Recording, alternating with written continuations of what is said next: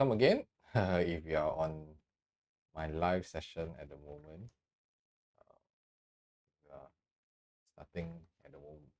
All right, cool. Well, so how many of you find that it's shocking, shocking to actually hear that today the uh, two properties sold? How many of you are actually surprised of the outcome of the two CCR project? We're talking about Upper House as well as the Robertson Opus, right? So actually, a lot of my clients actually reach out to me and says that, oh, what is actually happening, and they are all very confused about that details. So today we will kind of want to uncover a little bit of details. So let me just make sure that we are live at the moment, uh, and see whether we are able to. Give me a second. Let me just make sure the details are up there. Okay.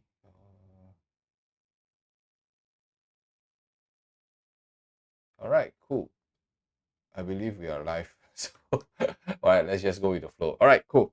So the key thing is that when 96% of 3 bedrooms disappear in one whole day, so the question is, do you want to wait or do you want to move before the next round of cooling measures slams, the opportunity shut?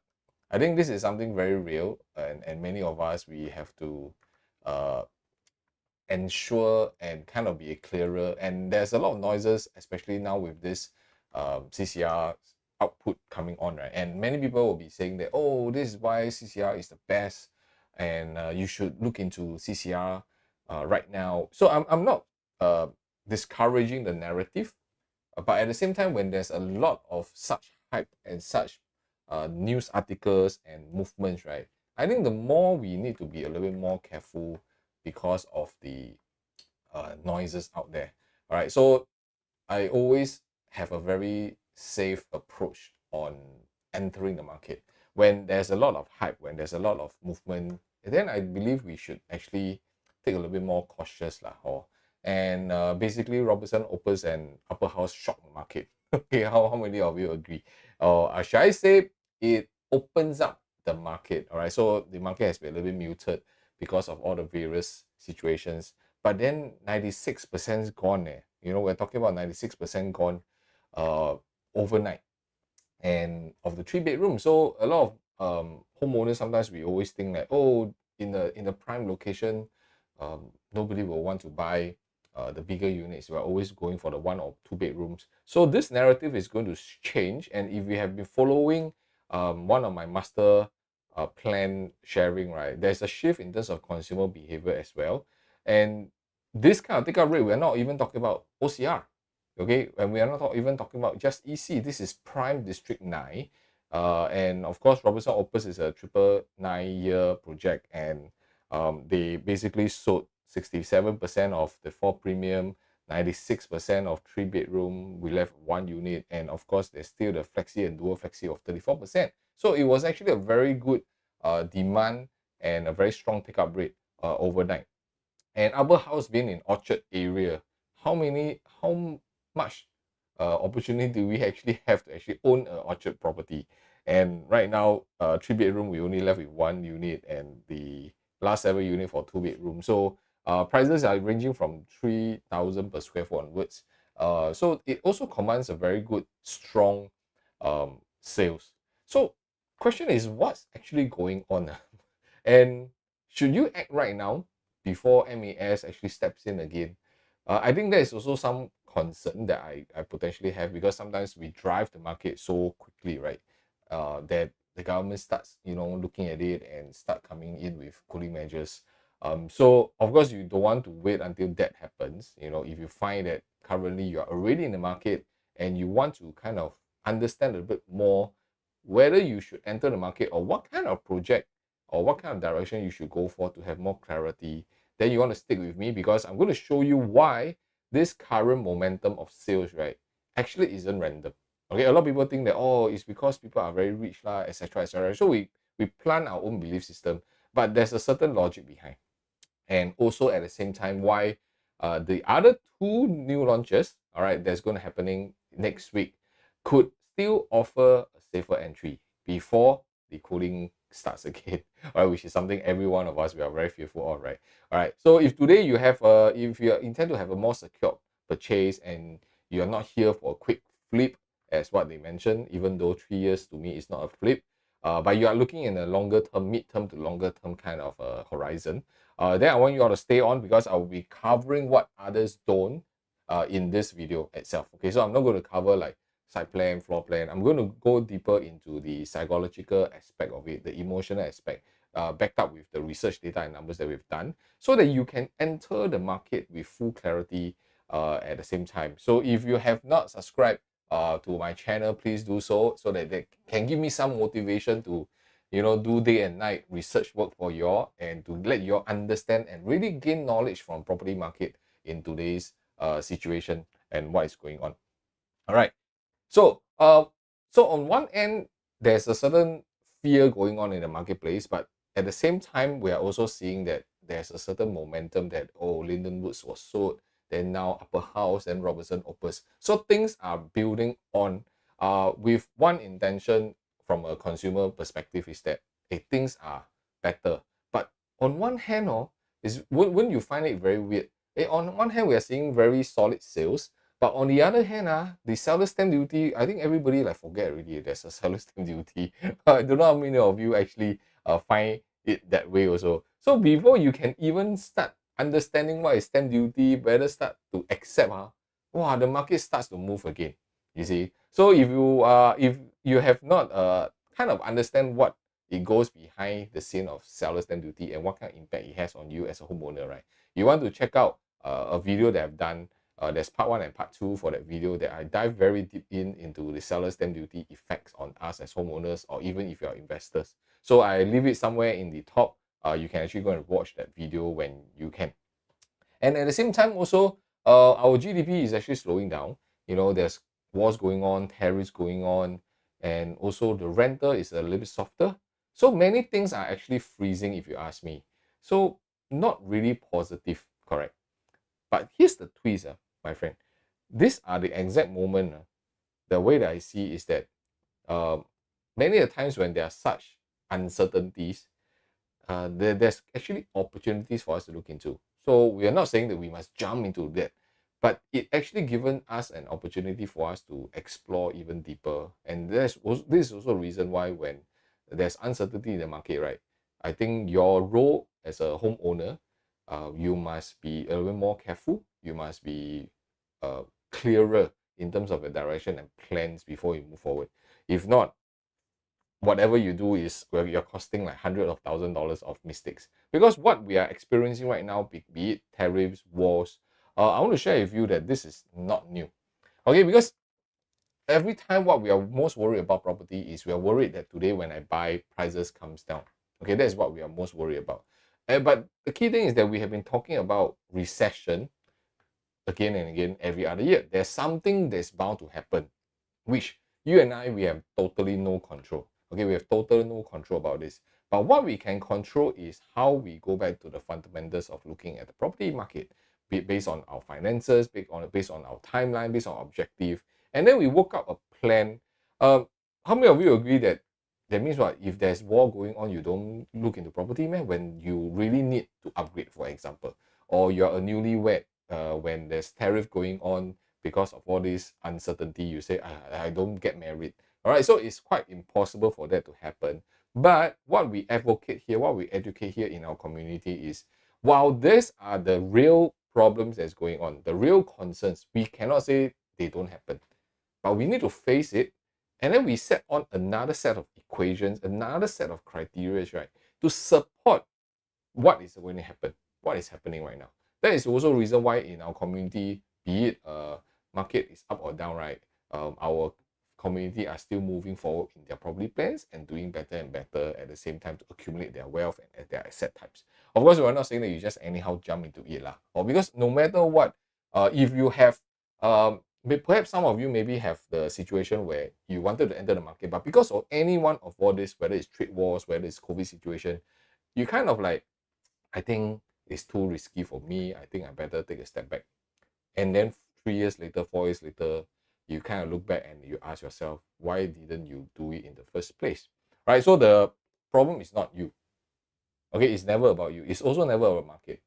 But it's about today you did not reach out for somebody to give you more insights, to provide you a different perspective of what you're thinking before you can make a decision.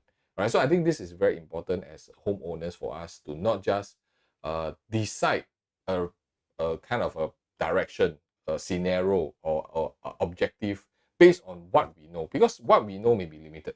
We're not saying that you don't know, but maybe there are certain perspectives that you're unaware of. And by knowing that perspective, hey, you can make a decision better, ma. Right? That's how we want to help you. Because if you have done so, right, and you have entered the market even when Brexit was happening, right, you will have started off about this kind of level, and your property prices will have already increased. Even with all these so-called recession situations happening, your property will have already risen easily by 30%. So the question I want to ask every one of you here is that today, what is the missing out factor that you don't have to help you navigate yourself into the property market? It's not so much about the opportunity. It's about what are the opportunities that you potentially would have already missed out that it could help you quite a fair bit. So because today, if you look at the entire overall price market, right, we have already increased overall. Even in quarter two, it went up about 0.5% quarter on quarter. All right, I'm not going to go through this too much details, but we are in a very stabilized market at the moment, even with various cooling measures in place. Okay, very cooling measures in place.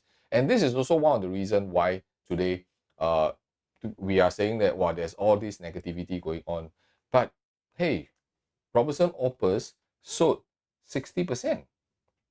Okay, and if you can see the number of sold units actually are very comfortable. That means it's quite a mix of the smaller units and the bigger units. And in Robertson Opus, that's why this one been perhaps one of the reason is also because it's a leasehold, 999 leasehold property, and in prime district.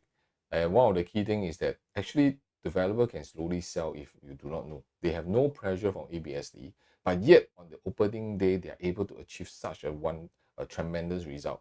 How many of you have actually thought before the news of Upperhouse of Robertson Opus have this negativity that, these two properties will be maybe 10 to 20% take up rate? How many of you may have that kind of thought process? Okay, I believe many people in Singapore are also thinking that. So when this results comes out, I think it's not about saying that, wow, people are very rich to buy property, etc. I think that's very negative. But I think one of the key thing is why this happened.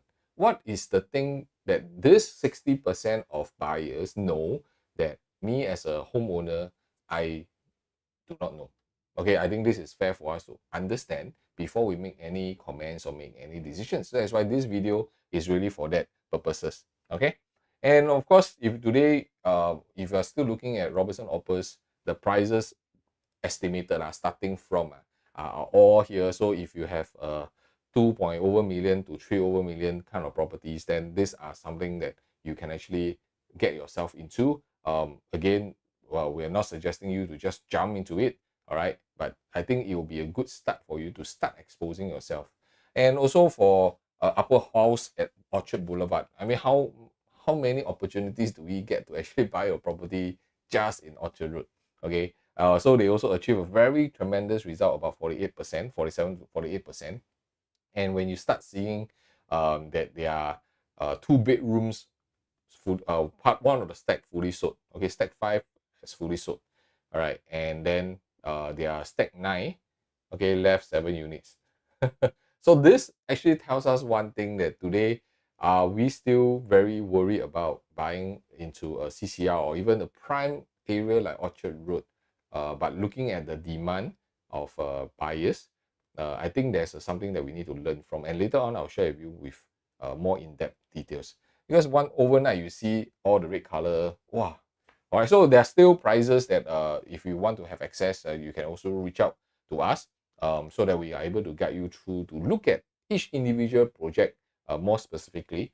And based on your profile, based on your finances, based on your timeline and what's your objective, right? How can we navigate into choosing the correct property that fits into this plan? Okay, you cannot anyhow do lah. Oh, so the question I always ask is like, based on this kind of movement, okay, are we starting to see a central region spike? Okay, what do they know that we don't know? I think this is very important. I believe one of the key thing that drives the demand, regardless of all the market situation that's happening, we are all saying about high price, high interest, that kind of environment. But the market has again and again outperformed and says it themselves. So the question is, when do we want to accept this reality? Or do we still want to keep on our own narrative and hope that the prices will eventually go back 10 years ago? All right, I think there's a time where you may need to just accept the reality and move forward. If not, you will be missing out on very good opportunities right in front of your plate, but you did not take it. And then there's nobody that you can blame for. All right, so this has happened perhaps to you multiple times. And I just urge you to have an open mind, speak to someone like us. We have more in-depth research and in-depth knowledge about what is happening in the marketplace. And let's have a proper discussion to not judge, but really to kind of understand what is happening in the property market beyond the next 5 to even 10 years to make an informed decision. All right, because you don't want to lose the opportunity. Okay, one of the key reason I believe after my research that I've done, right, is that because of the interest rates adjustments. Okay, the interest rate adjustment is a very big indicator for a lot of homeowners actually, because they always find that, oh, today if I'm paying a lesser mortgage, I think it'll be safer for me. So that's why for even with Fed rates, they have already paused their Fed rates increase. They paused their Fed rate cuts. But yet at the same time in Singapore, right, month after month we are seeing our interest rates dropping. You see, from January, it was hovering about 2.7%. And then to March, it went down to about 2.3+%. And now in May, it's about 2.23%. So let's take a look at currently, right? What is the latest interest rates? And we're going to see it live here. Okay, we're going to see it live here with the interest rates. And because we track our SORA rates daily, and let's say we look at a private property under BUC, because BUC, there's always the one type of rates. You can see the rates are coming down with our floating rates hovering about 1.6, 1.92% to even 2.2% range. So this is a very comfortable percentage. And if you just barely look at about a year and a year and a half, we're talking about 4% easily. All right, so of course, some of you may be looking at private property that is a resale property. Then you have a luxury of choosing between the floating rates, which is the same as BUC, or you can have a choice of even fixed rate that is hovering just above 2%. So interest rates has really came down quite a fair bit in this arrangement. And also today, you also want to understand that based on the rates, right? Whenever we have a low interest rate environment, okay, whenever we have a low interest rate environment, what do you see? Do you see the prices going up or down? All right, so these are all indicators why even with a low interest rate environment, people like to come into property market. Even see a low interest rate environment, what happened to prices? Continue to climb. So right now our interest rate is coming down, okay, still coming down. What will happen eventually in terms of our prices? Okay, so these are all indicators that we are able to guide you in our private consults a little bit more in details. So question is, why do people get stuck? So why do people get stuck? So let's pause here and just ask ourselves a little bit. So what's stopping you from moving forward? With all the indicators, with all the transparency of transactions and numbers, so we have to understand ourselves first. We must acknowledge, we must agree, then we can find a solution, or you can find someone to help you solve the problem. Because if not, you're always in your own rat race, right? And you keep thinking everything is you say, you decide, you make decisions. You may not have somebody to bounce off the idea with. All right, so one of our key thing in our RAM method, in our review stage, right, the very first stage is that we becomes your bouncing off back. No, we kind of provide you more information, more research data to kind of guide what you want to do moving forward, and if that becomes a reality or not. Right, so because some of you may be thinking, wow, prices are very high right now, I shouldn't get in. Okay, maybe some of you have bought a unit and you are trying to sell it, but how come the unit is not selling or it's not moving as fast as you think? So definitely there are reasons behind it and you can't figure it yourself. Or maybe some of you may be thinking, hey, the seller stamp duty from 3 years to 4 years just came out, and maybe I want to wait again when it becomes 3 years, then I enter. So there are a lot of all this confusion and noises that potentially could be stopping you from moving forward. Okay, so one of the biggest myth lah, or at the moment, maybe some of you have heard friends who are saying that, all right, today, wow, with SSD, prices will crash. How many of you got that kind of thought process, or somebody shared this with you? SSD come in, prices sure come down one, etc., etc. Okay, so the question, the truth is SSD actually stopping us, or is it stopping others? So if others are not stopping, so what we should know is, why are they not stopping? Where is the real demand? We must understand where is the real demand. So in fact, right, SSD, based on our understanding and based on how we look into the next 5 years or so, actually it limits the supply coming into the marketplace. Okay, so let me explain to you a little bit. Basic economics. When we have a low supply, what happened to prices? So today we have an X amount of supply coming into the marketplace, and now government came in this SSD to stop this supply from coming into the market. So delayed by 1 year lah. But with this delay of 1 year, right, do you know that it's going to have a huge repercussion? And why do I mean by this? Let me share with you. So this is what we have in terms of the completed units. Okay, that is going to be in the pipeline of in the next couple of years. Why do we have this? Is because we track the land sales. We track the number of units that's been released by a developer that they are able to build. And typically, a construction will be done in 2 or even 3 years down the road. So that's where we are able to see into the future where the completed properties come into the market. But because right now we have a SSD, okay, that some of them maybe they are looking to sell it in 3 years now, which means that over time, based on these numbers, 12,000 units, right, will be what? Potentially be delayed, which means, let's say we talk about maybe half lah. That means half of them will be in 2027, half will be in 2028, and maybe another half in 2029. So if we are talking about a set number of supply coming into the marketplace, but it's being split over 3 years or beyond, right? So when there's a lesser supply, what will happen to price? Okay, there's a limited supply. So this has been played out again and again, and the most recent timeline that you can experience is during the COVID period. All right, when COVID, there was no land bank, there was no developer, the government releasing land for developer to buy. So we have a shortage of land supply that is being released out, correct? So developer cannot build, and when cannot build, we will not see the effect right now, but we see it later, 3 years later, 2 years later. And that is the reason why in 2022 to 2023, you see a spike up in a lot of the prices in Singapore, largely due to, yes, COVID is the creator, but the underlying reason is because there's not enough supply in the marketplace. That's what drives the prices up, because low supply, prices goes up. Simple. All right, so this is why this SSD, if you are looking at it that, oh, with this SSD there will be lesser buyers in the marketplace. On the contrast, we do see that there's a certain limited supply coming back into the market beyond 2028 and 2029. So how can you use this information of supply and demand to your advantage when you are looking into properties? All right, so that's where our community in our group, with our personalized consult, we guide them and teach them how do you look into this a little bit more clearer lah. So today, if you are still concerned, like, okay, are there actually a lot of buyers buying into the property? Who are the buyers?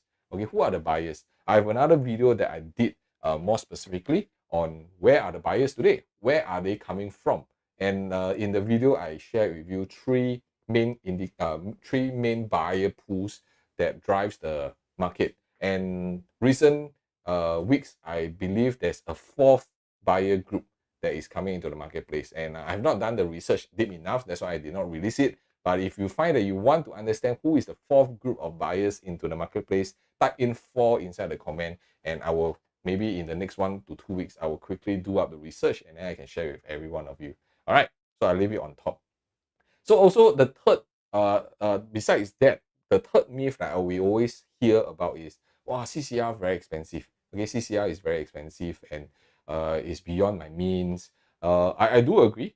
I believe every time when we talk about, wow, you buy a Orchard Road property, you buy a River Valley property, you buy a, a prime Marina Bay area property, wow, very expensive, like I cannot afford. Because why? Those areas are always associated with high price. Okay, but let's see from a trend perspective right now. Okay, if we look at expensive, then we need to start looking at trends lah. And we want to start looking at the price gap. So today is very simple to understand. If let's say today you have the choice of buying an apple versus a bunch of apples at almost the same price, will you go for one apple or will you go for a bunch of apples? All right, so a very simple logic here, but that's why we need to look at price gaps in between the different regions. Then you can combine and ask yourself, will this price gap be something that is an opportunity for me? All right, because why? Because today is the window for CCR ever going to open again? We could be in the last 10 years, we may price out because of the prices in CCR has gone above and beyond. But right now, if it offers you a silver lining of opportunity that you can actually enter, why not? Okay, so let us just study a little bit more. I know it's a little bit data heavy, but I just want to share with you the gap between CCR and RCR has already narrowed quite a fair bit. And right now we're looking into quarter by quarter. So just bear with me while I share with you this. All right, so let's say today you're looking at the price gap back in 2014, right? The price gap between CCR and RCR has gone as high as 67%, versus in between when 2019 it actually reduces to about 58%, and until now, right, you'll be surprised that we are even lower than 30%. Or of course, the last based on first quarter, we are only about 5% gap. But I don't. That data is a little bit not accurate, or because we have not finished with our 2025. But if we use 2024 quarter by quarter, you should be able to see that the gap has narrowed. And this also allow us to understand a little bit more of actually what is happening in the market for the gap that is narrowing. So in 1999, right, when the gap for RCR and CCR was about 15, let me just draw this here, was about 15.66%. But eventually what happened? The CCR market went up, skyrocket, and with a growth of over 96%, and the growth for RCR went up about 35%. So there's always this knee-jerk reaction also in the CCR market. Of course, when I'm sharing with you all these past trends, right, are these valid that we should just use them as a decision making? I wouldn't say you need to use it fully, but it's best for you to also understand what happened in the past so that you can project into the future as well. So about in 2000 year, you can see that the gap is about 4% and CCR still outperforms in terms of RCR. So there's a certain correlation between certain market, especially CCR and RCR. Okay, why? Because the affluent people generally they want to go into these two kind of regions. And when the gap is smaller, right, we're not saying that, oh, when the gap is smaller, meaning what? There is a no potential. We also want to go into where the next potential is. So in 2009, of course, this one is the famous after Lehman Brothers situation. The market was actually a little bit muted and the gap was about 16%. But overall, it's always looking at when you have a narrower gap, the speed of the climb goes high and very fast. Of course, for these two regions are also performing very well at the same time. What about, let's look at closer date just before cooling measures was 2011, when the price gap was about 4%, but the market still overall still went up. Okay, and sorry, for the CCR it went up, and for RCR it actually came down. Of course, this is just starting a trend. It's not like this is a hard and fast rule for you to just follow. There's still a lot of other indicators why this happened, and our role is really to what? To find out what actually happened in these locations. All right, and from there, would you want to actually look into the opportunities, or you just want to sit on the sidelines? Even when, if you can see this, when cooling measures started, the gap was so narrow. In a nutshell, it actually is no brainer to enter into the CCR market based on that, because overall the prices still increases. Okay, it still went up, increases, So there's a certain safety that you can buy into if, let's say, you start looking at price gap. All right. So this is definitely one of the key situation that today, if let's say you're looking at the price gap between a CCR and RCR is really so close by, right? Will you want to still go into entering into a CCR so that you can continue let it climb? So that is the theory why some of them, I believe, who went into Upperhouse as well, or Robertson Opus, right, are using that as an indicator. All right, because if both are almost the same, then of course I choose the more premium one, because the more premium one in the location wise, I may have certain more protection. All right, so given a choice, if you have an opportunity to move into CCR, why not lah? But one of the key things that you must understand, to go into CCR, you cannot also just look at price gap. Oh, this is the price gap is so narrow, let's go in. You cannot just look into that. Then every property in CCR you can purchase really. I don't think that is fair. So you must, when you want to go into CCR, you must fulfill a few criteria. Okay, and it must withstand this criteria over the next 5 or even 10 years down the road. And this, I will go and explain to you this thing called support logic. Okay, I'm going to share with you what is support logic shortly. And before I do that, I just want to give you guys a quick overview, right? Let's say today, right, if you're buying a property, how many of you are basing on this kind of criteria to buy property? Or you buy near to where you used to grow up in, you kind of buy near the schools, your parents are staying nearby, and you kind of like, oh, this is area where my friends are at, that's why I buy this kind of locations. All right, so generally, where as a home ownership, we usually buy properties like this. Okay, I'm not saying that you buy based on this is incorrect. There's our parents has been buying properties like this for the longest time, and everything still goes well. But if today you really want to be a little bit more strategic, you want to be a little bit more analytical in terms of your access into the property market, right? And to use it as a support to help you, then I believe that these criteria are important, but they may not be the most important. And these criteria I can share with you, it works very well in the mass market, OCR markets. You can use the same criteria and your property will still benefit quite well. But today, if you are going into the CCR market, then you need to put on more thinking hat, okay, to really dive in more into like, okay, what are the various criteria, various traits in CCR that I should have this checklist, all right, and to kind of pinpoint. Because agree or not, my friends, today if you go into CCR, there are certain OCR traits, right, that you don't have it in CCR, right? So the lesser traits you have, right, the lesser criteria you have, right, then your performance will also reduces. The audience group will also reduces. The way that you want to sell in future also reduces, because everything will be limited, because there's a certain economics, there's certain demographic in the CCR versus OCR is a lot different. So today you cannot just jump into CCR and say that, oh, because this is a new hype and I just want to go in. That's the reason why I want to introduce you all the support logic shortly, and how this support logic is going to help you guys look into it. All right, so one of the reason a lot of resistance or whenever anyone want to go into CCR is that they, of course, from the two launches, strong demand, the narrative is going to definitely change. But one of the main resistance for CCR is that, do I have all these things? Okay, do I have all these things that make it for me easier to sell? All right, so that's also one of the key questions, right? So I always share with our community and our clients that today when you're buying a property, you're not buying a property, you're buying to sell. Okay, you're always buying to sell the property. So there must be certain criteria that still need to be in your property that the next buyer will want to buy. All right, so later on, I also will be sharing with you the two upcoming projects, right? There's one project that actually may have a lesser advantage, okay, in terms of who you're going to sell to. Okay, and I'm going to be very transparent and very blunt out here, because this is how we want to have more assurance in terms of our selection. Then we need to always be very transparent in what we are doing. All right, so the question is, can you get all these things, the schools, your restaurants, your amenities, all these things in a CCR?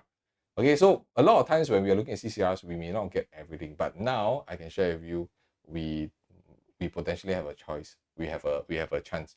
Because I'm going to share with you what's the support logic about. Okay, what is support logic? Okay, so many a times we are fearful about no demand to sell in future. So this support logic, right? This support logic that we're going to do, right, is to have a set of criteria that we can even use it not only just in OCR, but also in RCR, even in CCR, in all zones in Singapore. That's the reason why our properties, even our own investment, our clients' properties, our community properties, right, it basically can stand regardless of the market condition. Whether market up or down, the properties are still able to be sold in time to come, and also to achieve the kind of results that we all aim for.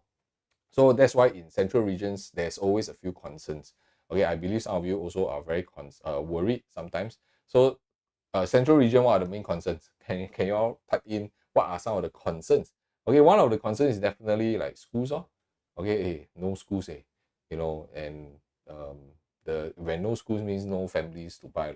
So that is how. But again, I already see based on Singapore's transformation plan, this is going to change drastically over the next 1 to 2 years, very quickly, massive. And why? Why? Because if today you have the chance to enter into an area, right, supported by the usual OCR criteria, the OCR story that we know, you need to school MRT, all these are what we are very comfortable with and we are very used to. That it gives us a certain form of confidence and certain support when we buy into the mass market. Because school, then I can sell to parents. MRT convenient, kids also can use. Got amenities, got shopping mall. All these things are what we used to do. So the support logic, can it also not only just be for OCR? How about if you are able to determine it in CCR, would it give you an additional support? So let me explain. Today you must, okay, it's not even a question. It's you must buy with the intention to sell. You cannot think about today I just want to buy and then I see how it goes. All right, I think that is a very risky move. Not that you must sell, okay, in a short period, but you must have the intention that today whatever I buy, somewhere down the road, I will need to let go of that property, in whatever situation. All right, so write this down. I buy with the intention to sell, and because you have that in your mind, you know how you're going to buy this property. All right, so while Robertson Opus and Upperhouse, without some of all these criteria, are already doing very well based on the sales. All right, but can you imagine if you have the same traits of Robertson Opus and Upperhouse, yet you have the support logic to guide you through in the next property purchase, do you think you have a huge advantage? Right, so that's why I want to highlight that today, if let's say you are looking into a quick flip and you want to enter into CCR area, don't. Okay, simple word, don't.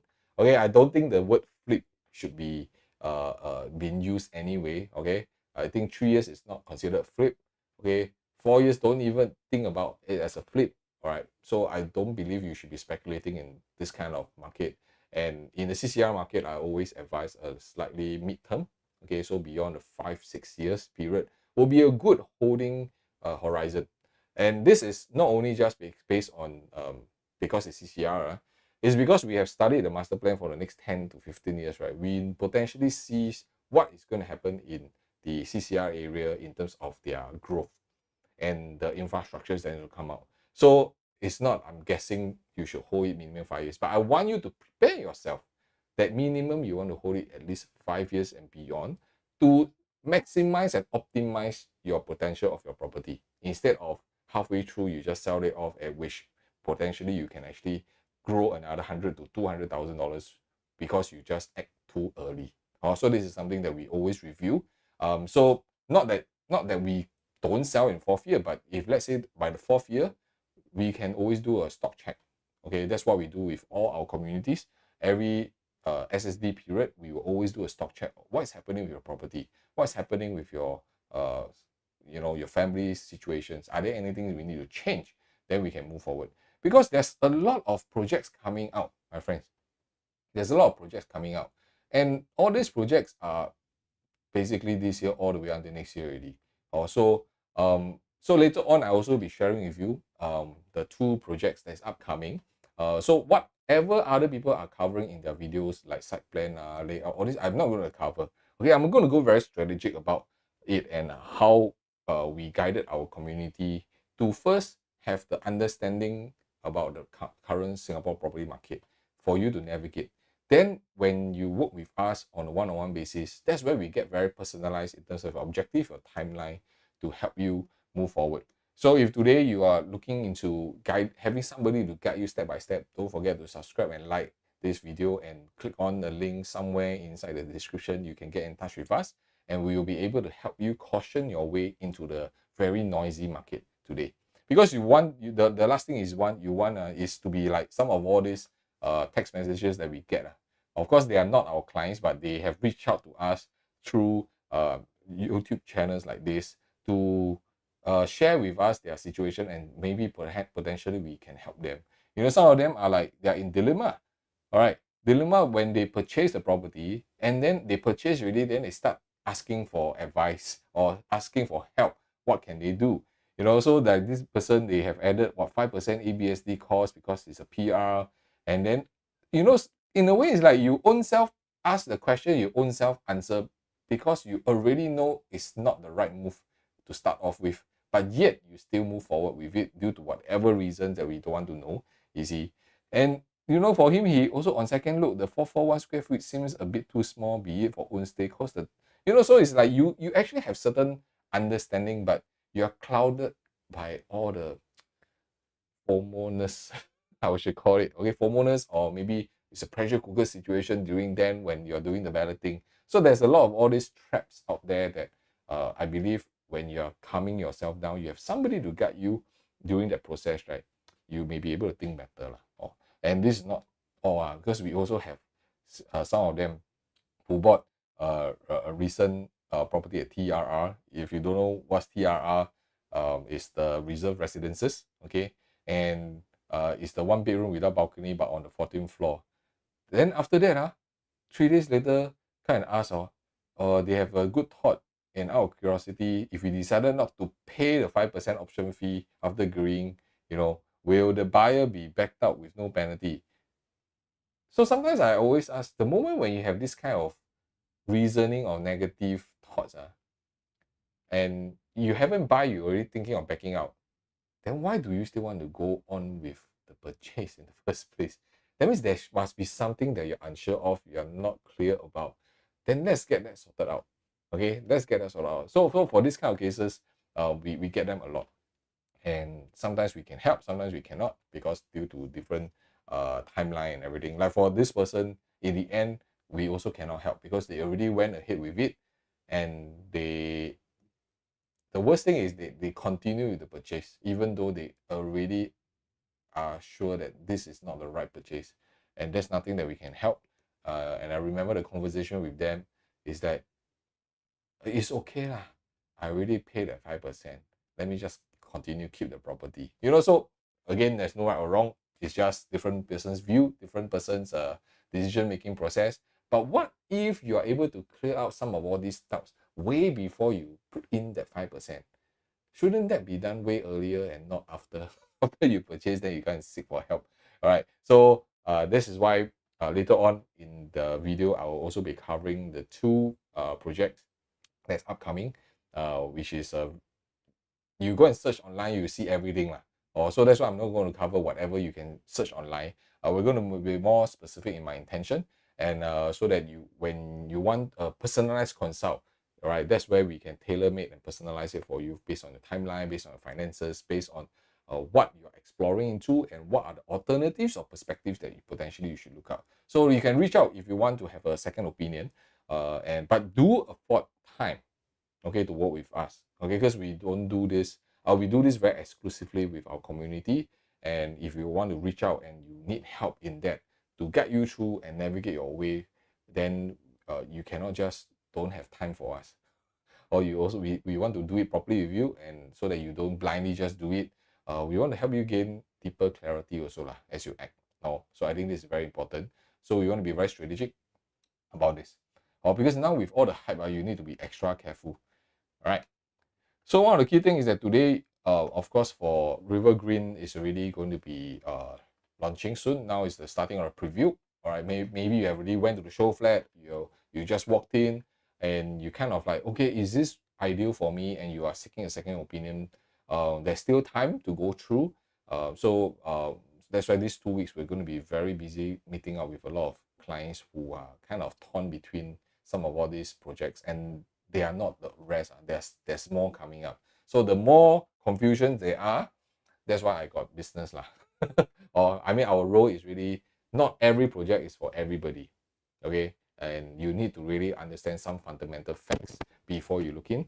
But if you are, let's say you are really looking into a CCR, Rivergreen, which is the River Valley, you are just 1 km to River Valley Primary School. You are a link walkway to Great World MRT and other parts to the mall. Then Rivergreen is something from 1 bedroom onwards, is 1.2 million onwards, all the way to a 4 bedroom, which is 2.8 million, which is very, very acceptable. And I will share with you the reason why. From a price point perspective, you can see, hey, Rivergreen, why so cheap?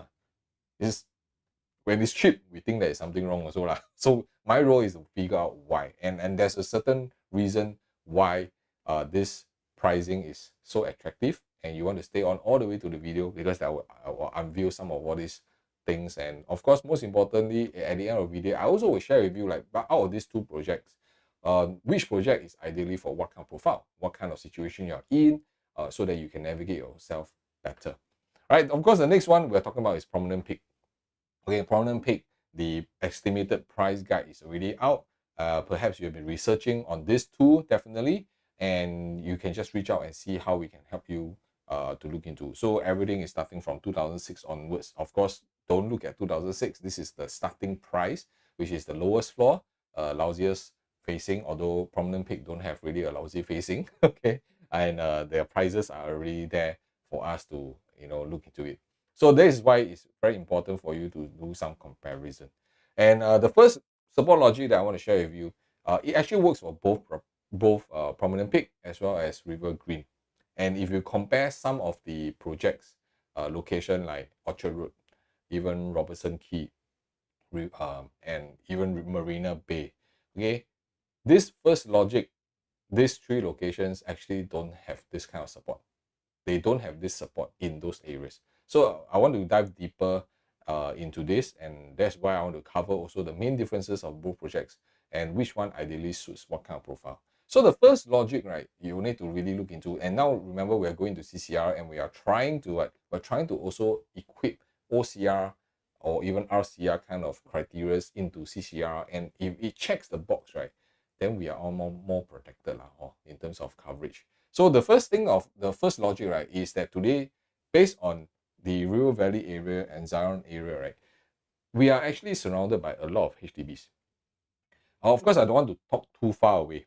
Okay, I don't want to cover even Dawson, Strathmore. I just want to cover very nearby areas, which is Zion area. Okay, just cover the Zion area. You can see that even though we are surrounded by a lot of condominiums, it's a very prime location, but the HDBs act as a first support to you when you're selling. And which this kind of location is very seldom come, especially in the CCR. So you couldn't get much of this kind of HDB support in terms of upgraders. Of course, there will be another narrative that says that how can we use HDB? Will HDB owners really have the ability to buy into CCR as their upgrade properties? All right, so we'll come into that shortly. But I just want to give you that today my role as your advisor is to plot in as much support, as much as protection, so that we can enter safely. There's no, we cannot do zero risk, okay? But what we can do, we can lower down this risk so that when we enter, we have a few criteria to help us move forward. All right, so this first logic of HDBs is definitely a very key point, because keyword is upgraders.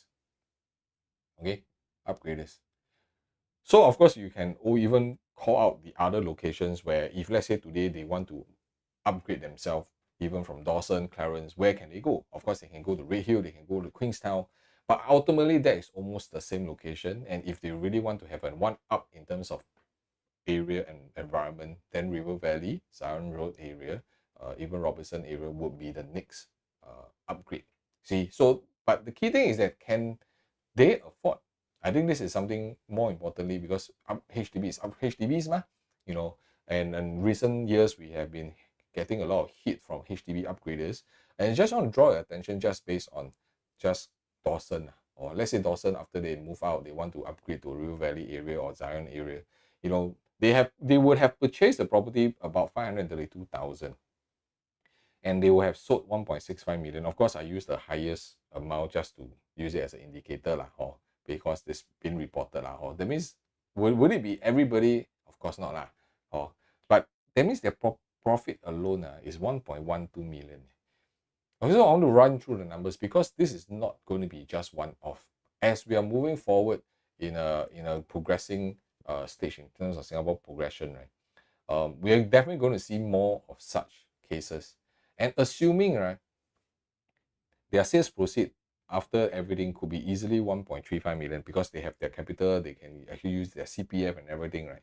So if today they have a sales proceed of 1.35 million, they can easily pay for their 25% plus their stamp duty and afford a $4.5 million property easily. Easily. But if let's say their cash proceed is higher, they can even go 5 million to 5.5 million. Disclaimer, this is also not considering their loan capability. This is just purely from the profits that they have gotten out from the HDBs. And we are seeing a lot more HDB upgraders that they are able to actually own even one bigger property or even two properties at the same time. Because why? Because the market, or should I say the generation, have changed. You see, our in the past, our medium age buying property is much older, in their mid 40s to even late 40s, but it has since came down to maybe even 39. So one of the topic that I shared in who are the buyers actually touched on this point. So I've recently just 2 weeks ago just helped a 26 years old purchase the first property. I also just helped another family, 29 years old, first property. So if I ask you where the money comes from, I'm sure you will be able to answer yourself. But the key thing is we are seeing them buying properties younger and younger with the supports. All right, I think this is a very good should I say foundation, starting point for a lot of the next generation. I wish I had that in the past, but I don't have. That's why I need to work doubly hard, even sharing with you and talking to you now. So that says also the average household income has also increased. Because in the past it used to be a single income earner, right? But now it has already increased to usually a double income earner, and that's why the average household income also increases. All right, so this is also a key thing to share with you. And why am I sharing with you this? Because with our earning ability, our income ability gets increases. That means our desire, our earning, our lifestyle also has to improve, you see. So when we improve, which means we are always going forward, better type of car, better kind of lifestyle, better kind of food. That's why you can see the food business also quite well lah. Not the mass market, but there's the higher tier types. They are doing very well in terms of the F&B business. And also cars, you can see more and more Tesla, more and more kind of high-end EVs are in Singapore. So these are all what we call progression. Okay, Singapore, you cannot stop. Okay, we have to progress, we have to transform ourselves. And this will lead to what? To a higher population growth in time to come, because from 2024 or 2023 to 2024, we add in about 30,000. Of course, COVID did slow down. That's why you can see that there's a drop here, about 20,000. But overall, we are climbing in terms of our population, because our target is to hit 6.5 to 6.9 million. I personally don't think we will hit 6.9, but I think 6.5 is very realistic for us to hit that amount. And with the higher percentage of population coming in, every single year, we adding 50,000, 60,000, 30,000. When there's a lot of supply, when there's a lot of demand, and there's not enough supply because there's all this that I shared with you just now, what will happen to price? Okay, so these are all very technical, very logical, and they are all backed up with research data and numbers, because numbers cannot lie, right? But that our role is to help you connect the dots, to let you see a bigger picture. So I hope that you guys are learning something. So if you are learning something, well, do subscribe and like the video, and maybe even share this out to somebody who may be using this as a form of knowledge And that's how we want to help you progress in your property journey. All right, so moving forward also, because of the population, right, today we are getting new citizens, new PRs, and every year is about 55,000. And with the current average household size about 3, if we talk about every single year, it's all numbers, it's all math, right? That means every year we must have at least about 17,000 homes. Simple as that. So this is the supply that has to come in every other year without fail. Okay, so with 17,000 every year coming in, the question you must ask yourself is, do we have enough? Okay, of course, this is not only just private. We're talking about HDB plus private. Okay, so do you realize that recent months, a lot of narrative from the government about building more BTOs? Because they also understand, today I want to increase my population, I cannot don't have properties, be it the private market or be it the HDB market. We need to have them. If not, they will camp in Pasir Ris Park, camp in East Coast Park. You see, so that's not going to happen. Singapore will never ever allow that to happen. That is why everything has to be what? Calculated very carefully. So today, with the massive number of launches, there's also a reason why government release land at a certain period, suddenly everybody starts buying. And because this land of supply of the developers purchase has to come into fruition in terms of completion to provide to this 17,000 people average to purchase property. So this is something that we can go even deeper in future. All right, so this is something that we need to understand. And so if let's say today you look at based on pricing, so this is where the second logic comes in. Okay, second logic comes in. So the support logic 2 that I want to share with you is based on land price. So with the more land are being released by the government, and there's a need of supply into the marketplace, there's a need of demand, there's a real demand that is coming in. Singapore cannot say until when they come in, then I start building or I start selling the rent, right? Everything has to be planned at least 3 to 5 or even 6 years beforehand, so the developers got time to what? Buy the land, submit the documents, then launch the land, then build the land. You see, so there's a lot of time into it. So they have to plan things earlier. So if you look at from a pricing perspective, right now we already have the Rivergreen at 1,300 per square foot, and then Promenade Grand when they purchase about 1,003. These are all per square foot per PPR. It's not their per square feet. So a simple math that you can do, right? About 2.5, you times 2.5. That should be their break-even estimate pricing. That should be all right. So that's a good count. And if you're today you are going to Rivergreen and Promenade, you are already much lower in as per compared to our future, because our future lands are already allocated, are already sold, already bidded, already confirmed.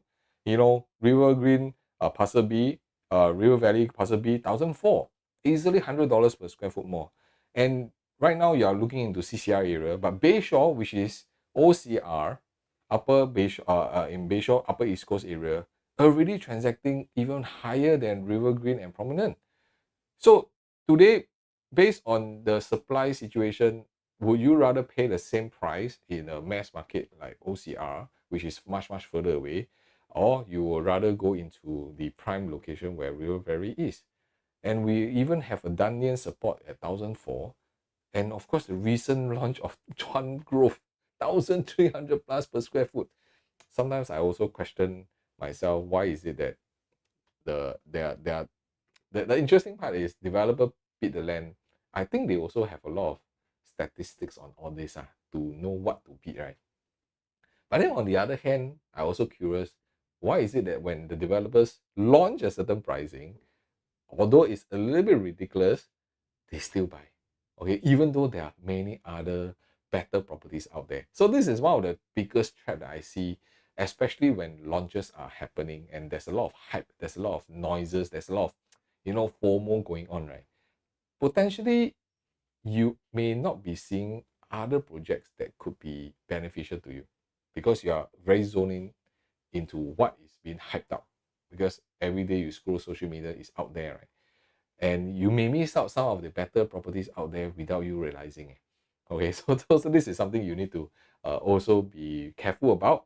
So that's the reason why we always advise you all to seek a second opinion first before you do. Oh, so if we talk about pre-GFA harmonization, like Martin Modern, Riviera, Well Hill, you can see that when they bought their land, the first column is the land, okay, then their estimate break-even price, and then their average PSF as well as the highest PSF. You can see that as our post-harmonization level, right, is very different. Oh, so that's why there's a certain calculation based on post-harmonized and pre-harmonized you need to take note of. We're not going to cover that today, or you just want to make sure that you guys are aware that there's a huge difference. All right, so one of the key thing of prices is that today for Riviera, right, for example, so Riviera and Awell, these two actually comes quite hand in hand. Okay, in terms of their TOP, one is Riviera is about 2023, Awell is about 2025, and both are considered young, modern, and extensive facilities. So the only difference is for Awell, right? For Awell, you do have a tennis court. Okay, you have a tennis court, you have sky lounges, and averagely it's already at least about 2009 per square foot. And while Riviera are also ranging similar, okay, similar, and the only thing is that Riviera don't have tennis court. Oh, so this is also something that I believe one of the key thing that we also need to take note of. Another segment for support logic 2, right, is today if we want to buy properties in OCR, RCR, it's very easy for us to get access into one of the key trades, which is the schools. All right, and reports have highlighted that if let's say your property is nearby a school, your holding power of terms of your property growth is stronger. So we have done certain research, and maybe can do one video on it just to talk about schools, right? And you can see the difference yourself. Even though through my thousands of research of the number of properties around the schools, right, the difference is not much. Okay, the difference is really not much, but it does give you certain comfort, like, oh, today if I have MRT, I have schools, then my property is safer lah. Also, there's always this narrative going on. But at the same time, I also share that uh but if in the CCR you can't get them, then how? That means you cannot buy, right? So that's the difference. So the common trade-off in some of the CCR area or the central area is the lack of school access. Okay, and but this is not the case for Promenade Peak as well as Rivergreen. So of course, don't quote me because the actual address with one map, we haven't really sought out the 1 km, but you are very close by to River Valley Primary School, and within the 1 km definitely. And then we also have the Alexandra Primary School as well as Zhenhe, if I'm yeah, Zhende Primary School. So again, all this will not have confirmed until the actual postal code is out. Then we will be able to access that again. But I'm sharing with you this why, because this is also important for us to understand that, hey, today if let's say we have a core area, a group property, that's accessible to MRT, you have shopping malls, and even with this additional school logic in, right, and surrounded by HDB supports for upgraders, that means we have more layers to support our property sales in future. I think this is very, very important. Oh, of course, there's some, I'll just quickly just run through some of the land prices, because future plots are already more expensive, and these are not guessing, they're already bidded, people already purchased, so we know what are the prices going on. Like for example, the consortium under Frasers for Real Valley already higher, much higher. All right. And of course, if you look at D16, okay, Singhai debated about Bayshore. All right, we are talking about $63 per square foot higher, and this is in OCR. Okay, CDL places Lakeside MRT. Lakeside is about $200 per square foot. Give and take, all right, I think it's fair. And even for Chuan Grove, Chuan Grove is $51 per square foot higher. So sometimes I also don't know how to make sense of some of this. Okay, not say don't know lah, but ultimately will there still be people who purchase? Because I think property is at different time we need to accept certain benchmark prices. Things will only move forward. It's impossible to move backwards 10 years. And today, even for Holland Link, okay, so for Chuan Grove, we already know they transacted at 1,376, but Holland Link is still not out. So we do not know what's the pricing. Based on this, I believe the tender will be quite competitive. So I think looking at this, we also want to understand a little bit different. So why is the CCR region right now getting so much attention? Not just because of the hype that's going on, but there's a certain classification. In case you do not know, I want to share with you. So even in the central region is considered two aspects. One is the central area, and the other one is outside of central area. So what is the difference? All right. So the purpose is right. The purpose that there's this introduction of 85 square meter, right? Back in 2018. Back in 2018 is to curb. I'm sure you all have heard about a certain guideline about what do you call it, the shoebox.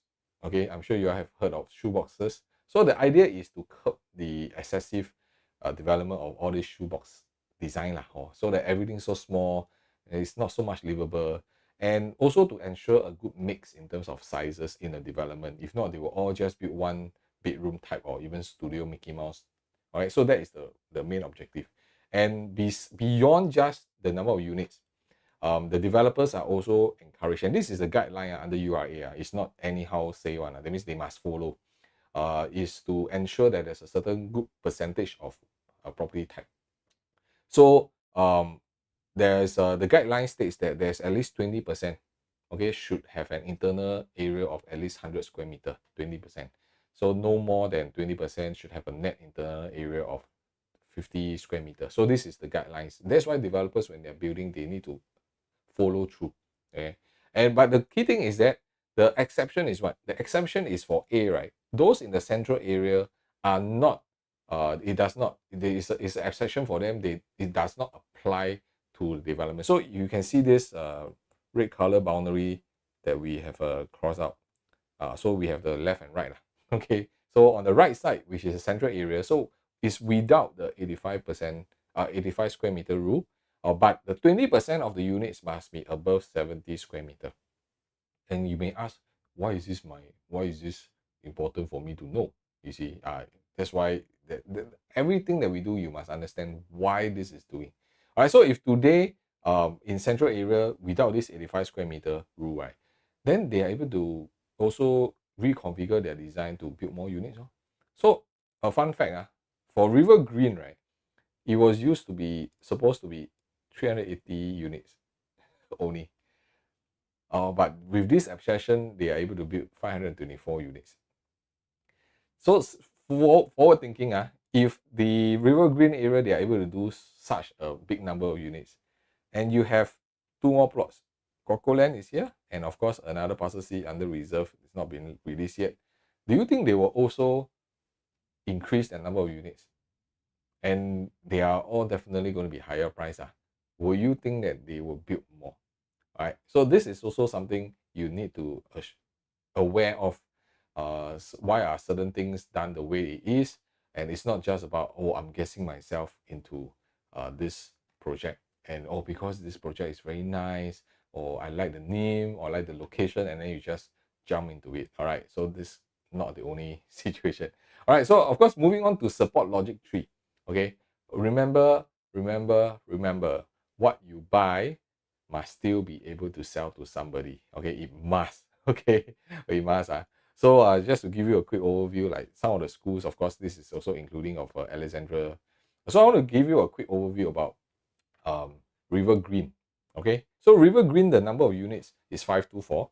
Okay, number 2. I'll cover a little bit of the specs. Okay, but I'm not going to go into too much details on the layout and the site plan and all these things. Okay, I just want to cover this number of units, and you can see generally the one bedroom and 1+ study are hovering about 20%. Okay, the 2-bedroom types are hovering at least about 20, 40, 50, about 50, 54%. Okay, so a huge chunk are still the 2 bedrooms. The 2-bedroom and 2+ study. Whereas the 3 bedrooms are hovering about the 20%, and the 4-bedroom is 7%. So a key thing, because now we are in the shift of our layout and harmonized situation, a lot of times we start looking at the numbers and then we find that it's too small. Okay, but remember the calculation of our size layout. If you compare to 10 years ago and even 20 years ago, that's where we are in this transition right now. So I always stress, to a lot of homeowners, if you've been staying in a property for the last 10 over years, and today if I tell you, hey, you're going to stay in a 4 bedroom, 980 square feet, what is the first thing that you will say? Ah, so small. Because you're so used to 1,005 square feet. Or but 1,005 square feet or 1,003 square feet during then 10 plus years ago, maybe it's inclusive of what? Bay window. Maybe it's inclusive of the huge giant balcony, I would call it, or maybe even a lot of wasted space or planter boxes or even unusable space. So now the transition to harmonize has changed quite a fair bit. So I always share, if today you have not seen how the new layout is, then I would strongly encourage and I will invite you to join me on the tour to accept and see for yourself whether it is livable or not, without me telling you the size can. Because the moment when you start seeing the numbers, you should be like, wow, too small, I don't want to see. But is it livable? That is a different story. Okay, so you must be able to understand that the numbers in future is just an indicator. Okay, it will not tell you whether is it functional, whether is it livable. You need to experience it yourself, and I largely encourage you to do it so that you open up yourself for more opportunities besides whatever that you already know. Okay, so one key thing that I want to share also for Rivergreen, right?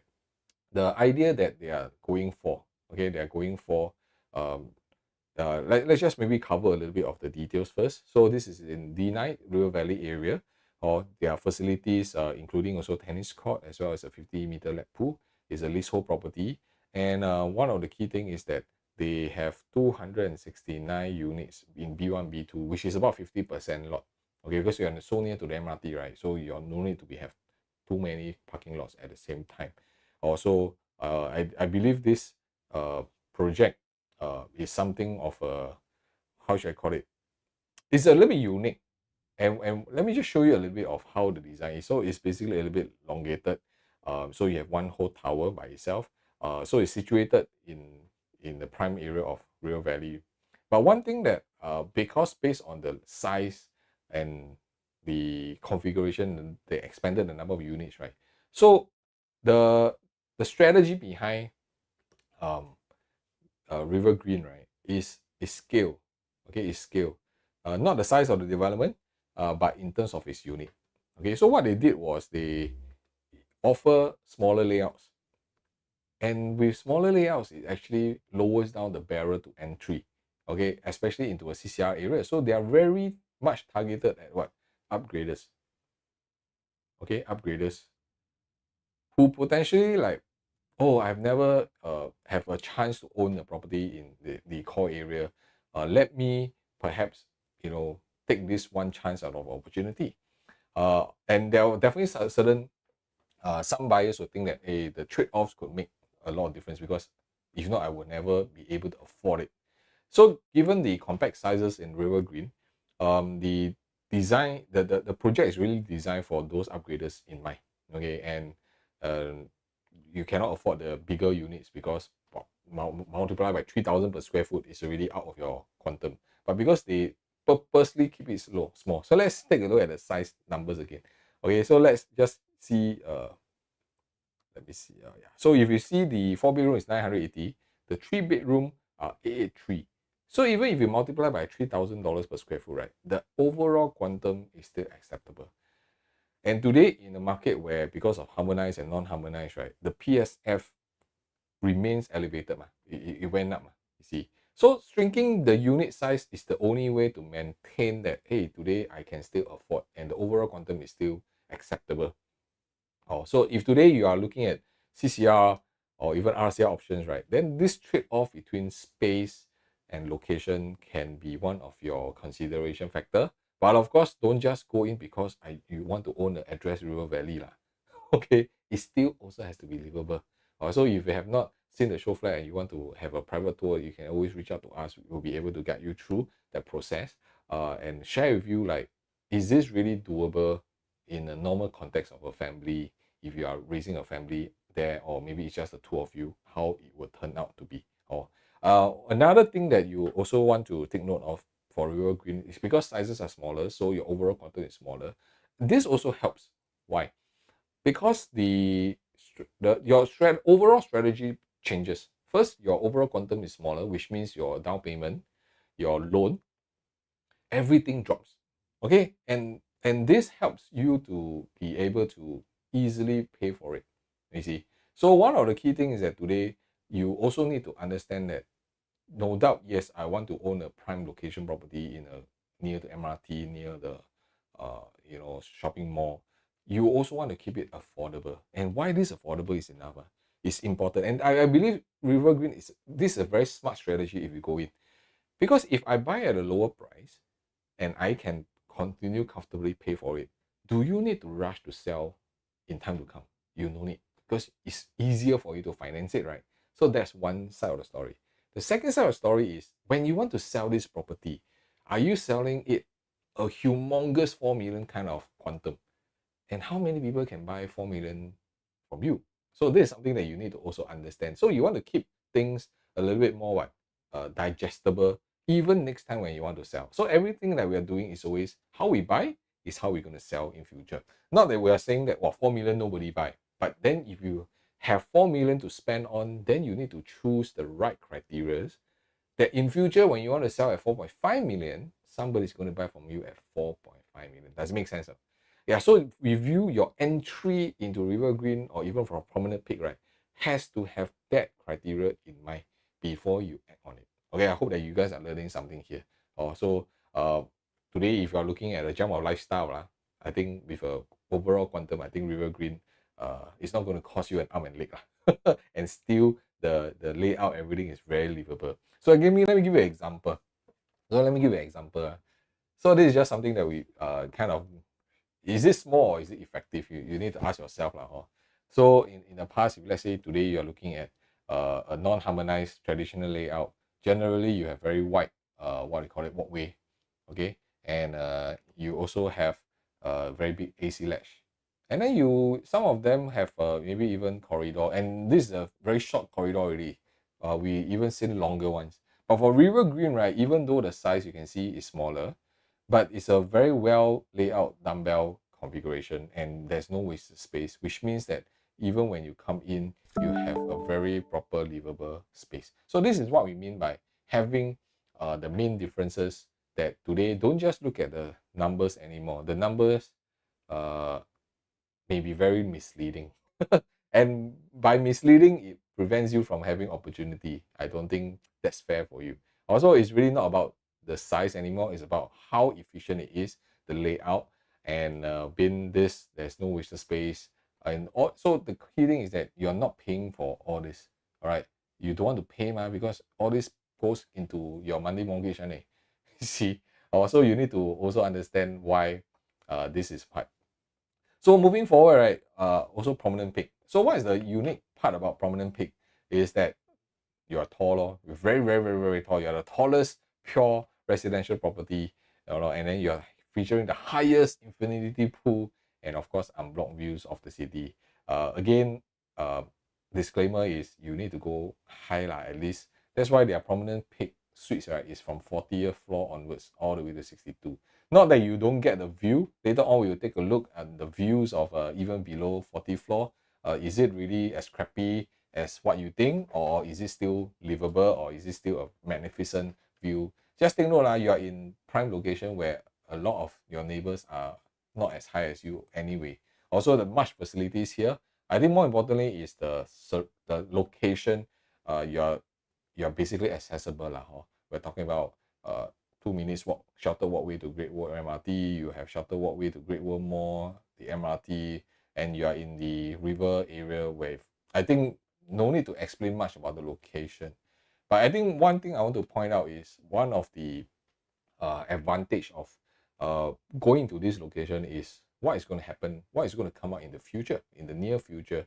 And this also speaks for Rivergreen, because while Promenade Peak and Rivergreen, we are also having future developments where the MRT, Havelock MRT plus future amenities at Zion Road Parcel A is going to have, as well as our future amenities at RVG Parcel B. So when these are being developed in the next couple of years at the same time, of course, we don't have the details of how they are going to be like, but with the injection of more supply into this area, then there will also be more infrastructure. There will be also more amenities coming up. So I think everybody has been waiting to see the view. This is a top view of 63 floor. All right, so with more details of how each floor, how are you going to select from a pricing perspective, that one we will take it offline in our one-on-one consult when you reach out to us instead. All right, so 63 floor. Wow, we can get this kind of magnificent view because you're so tall versus the rest lah. Or you're already, so our mid floor is already at 31 floor so you're higher above everybody else already. Also, I purposely did this chart so that you kind of have a know, actually, do you need to go up to 63 floor? No need lah. Or even if you're at 40th floor also okay ma. Why do you want to go up all the way? So for properties like Promenade Peak, we must also take note that every floor level there's a certain premium, and the premium really jumps. Okay, really jumps when you're even higher floors, and we have seen that play out in multiple high-rise, especially recently, like for example Ori or even Elta. Some of all these developments, when it goes premium in terms of it's a long and tall buildings. Usually the higher prices, they can jump quite magnificent in terms of their per floor jump. Also, do we really need to go so high? May not. So that's where the strategy comes in, based on your affordability and based on the right kind of units that can maintain for your objective. So not too bad lah. Even if you go for what 40th floor, also of course I'm sharing with you one view only lah. Or worst thing, you go for 20th floor, can this 20th floor, got river view, better lah. I think so. That's why we will have always a range of units to help you during your shortlisting. And for Promenade Peak, just to give you a quick overview, these are the configuration. They don't have one bedroom. They all start off with 1+ study, which, if you ask me, based on the type of configuration, I think a 1+ study should be the norm moving forward from here. Or there shouldn't be any developers doing 1 bedroom anymore. I don't believe that is the fair way to do it. Yeah, so we have quite a good mix. And Promenade Peak, the interesting part is, if you have taken a look at some of the developments recent, that's going to be launched or going to launch soon, right? Promenade Peak could be the only one that has a little bit more premium atas kind of configuration without paying a huge price to it. And a lot of the developments right now, even for Robertson Opus, Upperhouse, they don't come with the private lift approach. So I believe there's still a little bit of a different kind of audience who will love Promenade Peak. But of course, anybody who loves Promenade Peak, there's also something not so good about Promenade Peak. So we need to be very open about this. And I'm going to share with you some of the things that I also cannot accept. But I'm going to share with you why, and also even Rivergreen cannot be Rivergreen everything also good lah. So we need to accept certain stuff. So for Promenade Peak, this is the number of units, 596, very nice. And the number of details here is a leasehold property, and then we have 477 car park lots. Okay, so these are just of the basic details. You can easily Google online. So let us go into something for Promenade Peak, right? Something that kind of makes me find that, why is this way? Okay, even though Promenade Peak in terms of layout sizes are very comfortable, meaning they are per rooms. So we did some comparison even to OL here, right? This is a 3-bedroom unit. And you can see typically what happens in Promenade Peak is that there's this very, very long corridor. Okay, so which is something that it goes back to our logic number 3. What you buy is how you're going to sell in future. And we need to be able to accept that, can this be sold for the future generations to come? Okay, but of course, don't mark my word and say that this one cannot be sold. Again, because perhaps they know something that this is going to be a new norm in future, we won't know. But if you look at current standard, okay, current standard, this is a little bit more standard. Although if you ask me, the layout is also not the best. Okay, there are better layouts out there. Maybe this is something, it is very uniquely CCR uniquely CCR only, perhaps. All right, but I mean, I'm not here to judge in terms of how, but I always look at today, if I'm going to buy into a property, can this layout be functional for the next buyer to buy? Is it functional for the tenant even, so that they can pay us a higher price because it's livable, it's functional, the layout, everything is done properly. All right, so this is something that we need to look at. Another thing that also kind of tickles me is that the kitchen is here lah. Or nothing wrong with the kitchen there, but it's right beside your bedroom lah. Or something that we really seldom see, really seldom see. So yeah, so for Promenade Peak, are they trying something new to be the first mover in future? We won't know. But if typical ways, if you ask me, then a lot of the 1033 square feet, perhaps in terms of size, also goes to the corridor. Okay, I think these are some of the key things that we need to take note of. And also, if you look at the this is a 4 bedroom. Okay, the 4 bedroom wise is better, if you ask me, or the configuration is better. This one, sorry, this is a 3 bedroom, but this is a 3 bedroom premium, okay, which is a 1163 square feet. All right, so everything is tucked in at one corner, and I think this is easier because the entire kitchen space you have tucked in one corner. So this is considered like a dumbbell 3 bedroom premium, and of course with your private lift, I think this is a much more acceptable layout versus the first one that I show you. So there's definitely layout choices or pros and cons and multiple layouts to compare. And this is need time to do. I remember when we were helping our clients choose Parc Town, wow, the number of layouts is crazy. And we really spend days and nights to really figure out which one are the ones that has a better selling opportunity in future, that our future buyers, they will compare, but our property always stands out. So there's always a period, I mean, of course, so the last couple of properties I bought during then, we only look for what 2 bedroom types. Of course, that one now you cannot find already lah, because no more ma. But during that time when we were purchasing property, we purposely find 2 bedrooms in the corner of a block. Why? Because in the corner, the rooms, the kitchen, I don't know, the indoor is the toilet. Sorry, the toilet will have windows. And that becomes another unique selling point for us. You see, so today you want to find a 2 bedroom unit in the corner is very rare, super rare. But if you have, then that could be one of your unique factors that the buyers, the tenants, may appreciate for it. All right, so this is why we mean by today when we look into layout, it's not just about how much I have and I want to buy what floor. We need to look at who we're going to sell to. So to just give you a quick overview of some of the prices, like for Orwell Hill, we just use 3 bedroom on an example. The last transaction is already at about 3,000 per square foot. Okay, ranging about 2.64 million. For Avenue is already at 3.59 million. Of course, their sizes are bigger for Avenue. Midtown Martin Modern as well is about 3.214 million, and Riviera about 3.84 million. So some of them, they are, in terms of size wise, is much bigger, and that's the reason why the quantum also easily hovers about the 3 million and above rate. So today we're looking at, if let's say today we're starting from the lowest per square foot based on Promenade Peak that the developer has provided, we're ranging about 2.7 plus million onwards. Of course, if you go to a kind of average $3,000 per square foot, they were ranging just slightly above 3 million.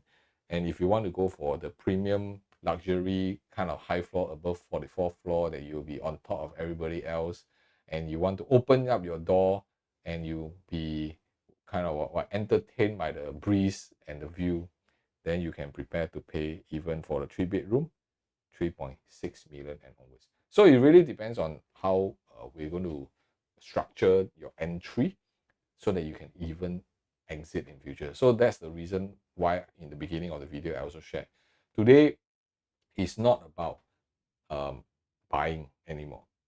You also have to have this conscious mind to know today, if I buy at 3 million, how are we going to exit in future? Who are the buyers, and what are the key traits that I should have in this property for us? All right, so I think this is very important to really dive in deeper into how we look at property instead of just jumping into it. So I also want to leave you guys with something very important, because right now there's a lot of noises going on. There's other projects also launching very soon, and there's a lot of hidden gems out there that may be forgotten, may be missed out. And again and again, we have helped a lot of our clients in terms of researching work, before they even purchase the next property. And one of the key things, if let's say today you're going for ballot, be it whether it's Rivergreen or Promenade Peak, and you want to seek a second opinion, I think one of the key things is we want to guide you through this process. And maybe these two projects are not the best for you. Maybe there are some other projects that may be more suitable. And that's where we will propose and suggest to you, and let us discuss and digest which one is a better option out there. Because you don't want to be so narrow-minded that, oh, because this is the new one, I want to be in the first in queue, I want to have the so-called first mover advantage, and I want to ballot for it, then I want to go for. Because we always believe that, oh, today if I ballot, I will be getting the cheapest price. But is that really the truth? Or there may be certain things that you are missing out, but because of this hype, you just go lor. But may not be the right property for you, also don't know. Okay, so one of the things that we always help, if let's say today you really want to go for ballot, you want to pull your chance, or you want to gamble your way and say that, okay, hopefully I can get a good queue number, and then the unit I want is still available. At least please do some preparation at the same time. Okay, so these are the things that we usually guide our clients in before we even do the actual purchase, the booking day. So there's a lot of homework done beforehand.